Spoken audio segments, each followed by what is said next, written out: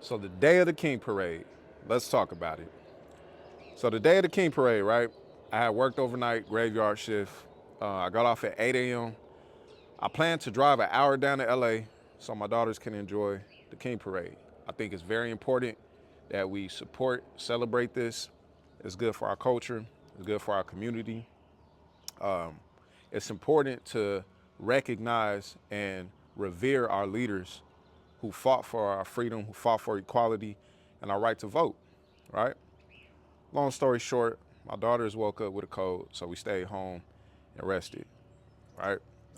Going on social media later in that day, I heard it turned out pretty well and things like that.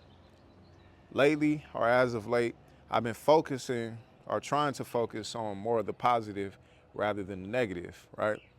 But scrolling on social media and seeing different things, I couldn't help but to acknowledge the negative elements of it, because we know that gang violence is a big thing in LA.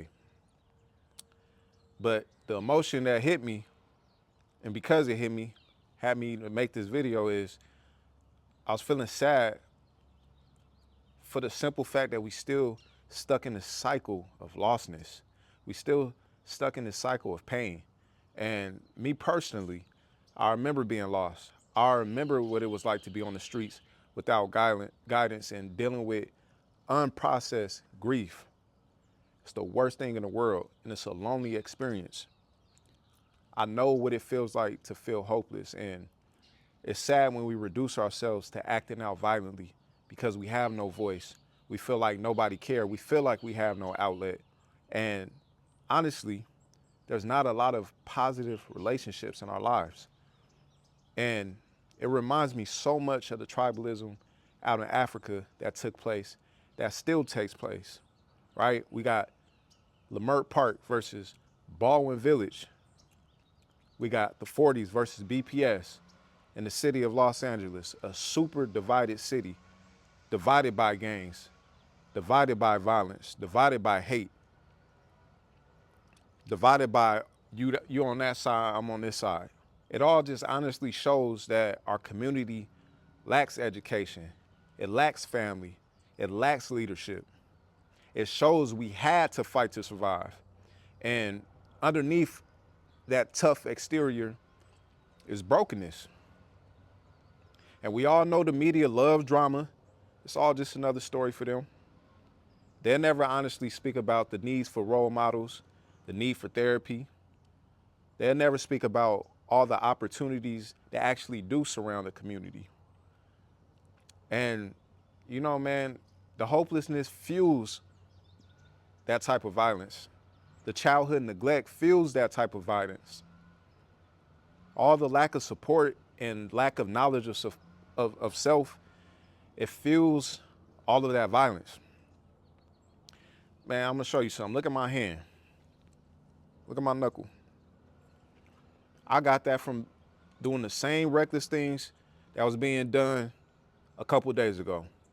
Acting on my anger, acting on impulse, and having outbursts. Waiting for the perfect moment to let it all out. I don't know why we choose these type of events, but we do. Maybe hoping that we get the attention that we deeply desire. It's all not the correct type of attention, but any type of attention becomes all right when you have that void. When you lack being seen, when you lack being loved and supported by the ones who brought you into this world, by intermediate family and friends that surround you, by the community and the village that's supposed to raise you up. So, as I raise my two daughters, I do exercise optimism and bring recognition that there is good in our nation. There is good in our community. But I cannot and I refuse to neglect where I come from and not reach back to all the little broken black boys and girls in that community, like like my mentors, the ones who changed and impacted my lives did for me. There will be educators, there will be coaches, and I can assure you there will be leaders to help. But you must be willing to listen. You must be willing to learn. You must be willing to break generational curses.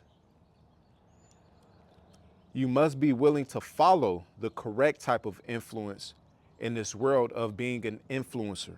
Again, I know how it feels to feel unsupported, to feel like no one understands you, to be misguided, misunderstood, miseducated. But I promise you this, you are a lot better than you think. You are a lot more capable, stronger, kinder, smarter, and brilliant than you think.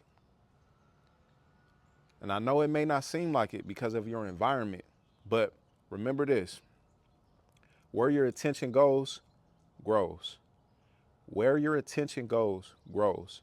So if you're going to fight, make sure that you fight for what's right, because this will ultimately define your future as well as your character. And a lot of times that's all you got. And if you do that, I promise you, a change will come.